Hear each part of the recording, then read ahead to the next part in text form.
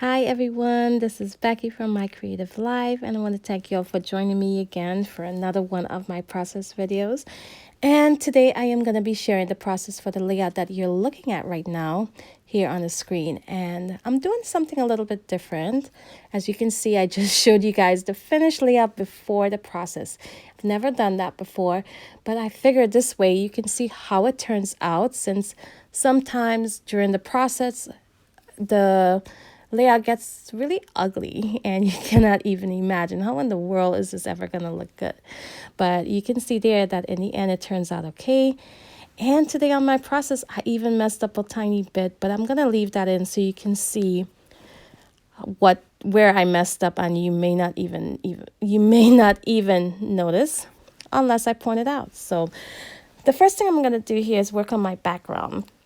Now, I do not add any gesso to the background, and if I did, I will definitely get a smoother blend for these Distress Oxide ink pads that I'm using, but that did not matter to me with art journaling. I actually do not mind when it looks messy. So I'm just using this orangey red right now. I cannot remember the exact color that I'm using right now, but I'll go ahead and list it in the description box, the exact color and all of the other items as well that I used today. Now, once I'm done adding this lighter orangey red, I will add a darker one, as I am right now. And that one is Crackling Campfire, which is one of the new oxides from Tim Holtz. And you can see I'm going really dark on the edges and just blending it into the center. Now, the color of the background paper is a cream base, so you can see little bits of that peeking through, which actually helps it, because if you look at the canvas that I'm using, there's a little bit of lighter areas that sort of look a little bit cream as well. So the look that I got from the background blended really nicely with the canvas that I'm using. Now, that is a self-adhesive canvas that is from Diane Reevely. I think it's a little bit more than 3 by 5 inches, a little bit larger than that.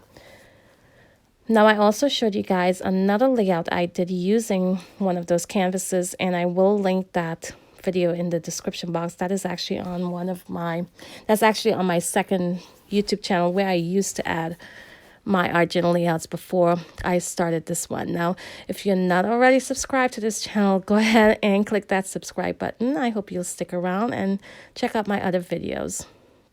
So here I'm adding in a gray. Once again, I cannot remember what is the exact name of the color that I'm using, but I'll link it below. And then I'll pull in some black soot for the edges.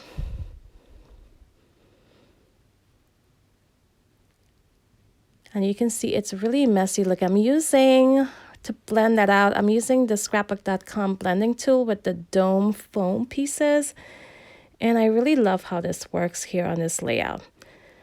And you can see as I am adding the black soot, I'm going really dark on the edge, blending it out towards the center. And the corners, I'm going even further into the page, really dark. I'm gonna go ahead and keep adding that scrap piece of paper behind my pages. That way I don't get any of this ink on the other pages to mess them up. So once I am done adding all of those inks to my background, I'm gonna add my focal point there. Now you can see the white frame around it is really bold, is really bright, I should say. So I'm gonna use my blending tool here just to add a little bit of that black soot to it, what was left on the sponge. I'm not adding any more ink to it. I'm just using what's left over. And that darkened up the edges, so it's not really bright white and standing out too much.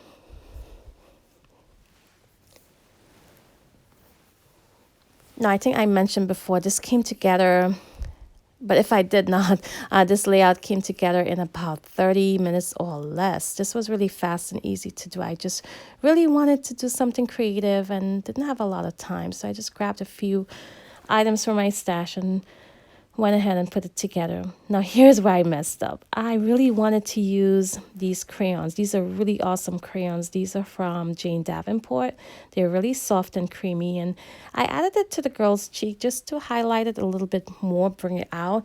But you can see I added a bit too much. I'm trying to wipe away right now with my baby wipes and wasn't very successful, but I decided just to stop. I did not go any further, and I did not use those crayons anymore because I just felt it didn't have a place here on this layout. After trying it on her cheeks, it just did not work. So here I'm going to add a little bit more detail to the background.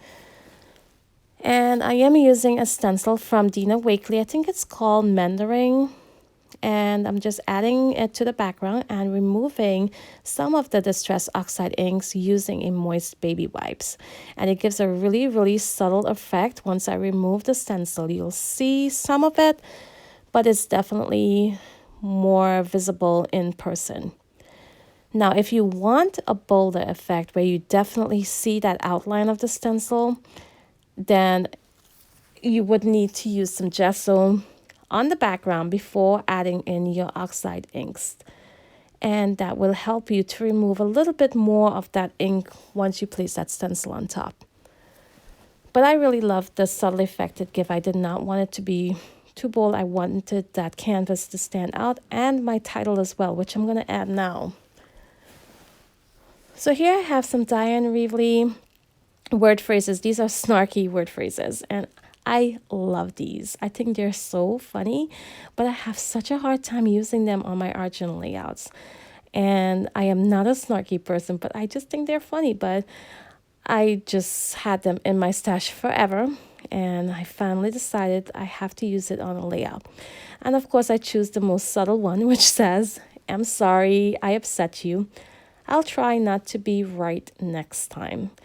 And that's the best one I could find that I can use on this layout. I think it looks pretty good with the focal point as well. It went well with it, with the expression on her face. And I went ahead, I cut it up, added to the left page, and now I'm just using my gel pen. I think I used the 0.5 point to outline those word phrases, really messy. And then I pulled out the number 10 nib to use to outline the canvas. So it's like a frame around it. Now, once I'm done adding that around the canvas, I love how it looked, but I felt it needed just a tiny bit more.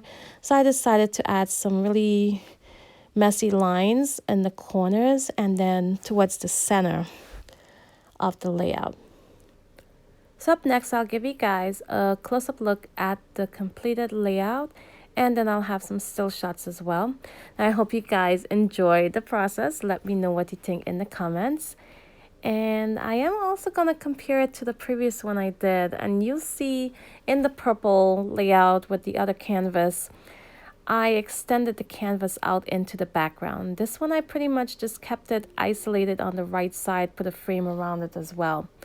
So it is definitely different, and the only similarities really would be that I used Distress Oxide inks on both of them and highlighted in white. I love how both of them turned out, and I absolutely am in love with this crackling campfire color here. So here we have some still shots, and if you enjoy the process, go ahead, give me a thumbs up before you leave. Don't forget, click on that subscribe button today, and be sure to come back and check out another one of my videos very soon. So I want to thank you for watching, and until next time, bye.